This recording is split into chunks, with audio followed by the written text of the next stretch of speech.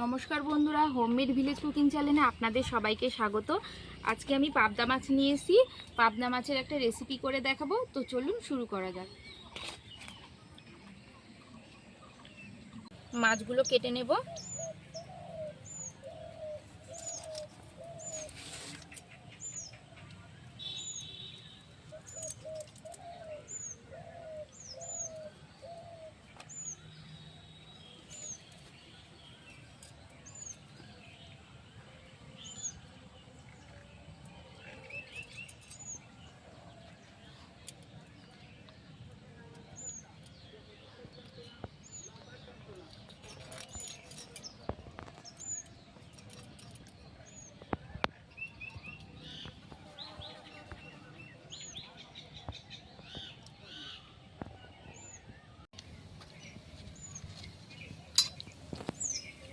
এবার আমি মাছগুলো ধুয়ে নিয়ে আসছি।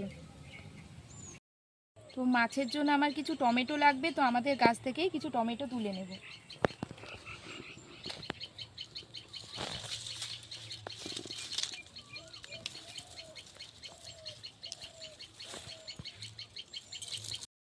গাছ থেকে তুলে আমি ধুয়ে নিয়েছি, এবার আমি টমেটোগুলো কেটে নেব।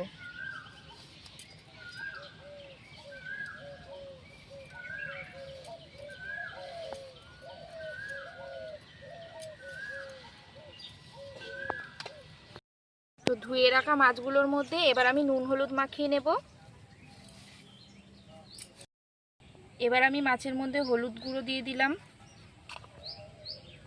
একটু নুন দিয়ে দিলাম। এবার আমি এর মধ্যে একটু সামান্য সর্ষের তেল দিয়ে দিলাম।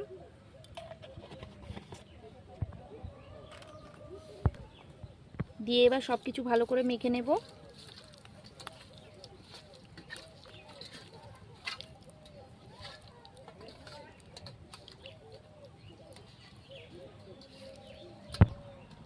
মাছগুলোর গায়ে ভালো করে নুন হলুদ মাখিয়ে রেখেছি।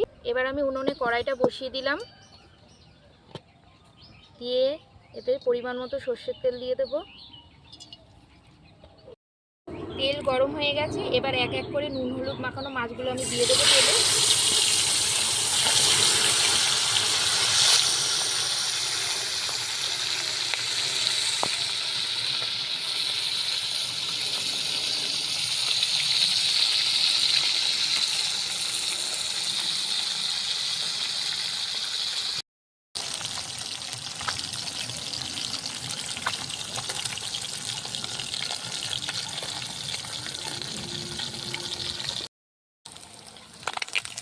মাছগুলো ভাজা হয়ে গেছে, এবার আমি তুলে নিলাম।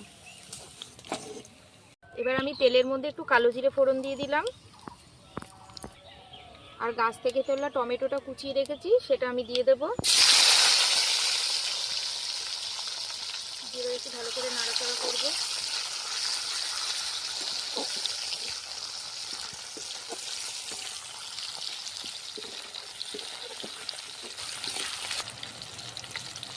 এবার আমি এর মধ্যে স্বাদ মতো নুন দিয়ে দিলাম। এবার আমি এর মধ্যে হলুদ গুঁড়ো দিয়ে দিলাম।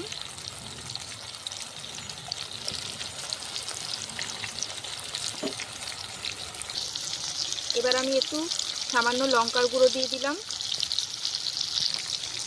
দিয়ে এবার ভালো করে মিশিয়ে নেব।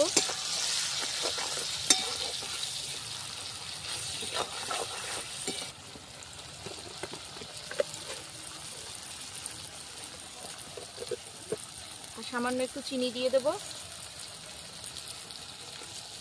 চিনি দেওয়ার পর একটু ভালো করে নাড়াচাড়া করে নেব।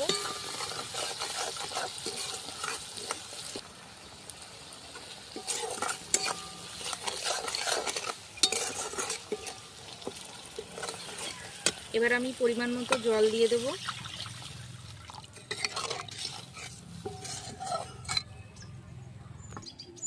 এবার আমি ঢাকনাটা একটু চাপা দিয়ে রাখবো 2 মিনিটের জন্য। 2 মিনিট হয়ে গেছে, এবার আমি ঢাকনাটা খুলে নিলাম। ঝোলটা ফুটে উঠেছে, এবার আমি ভেজে রাখা মাছগুলো সব দিয়ে দেব।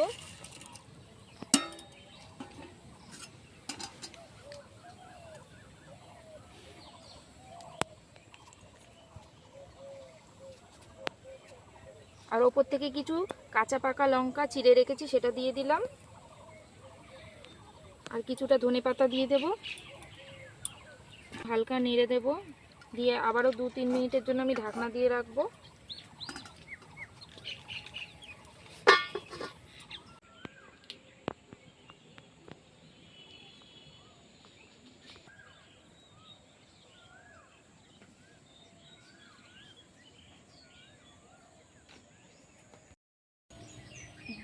দু 3 মিনিট হয়ে গেছে, এবার আমি ঢাকনাটা তুলে নিলাম।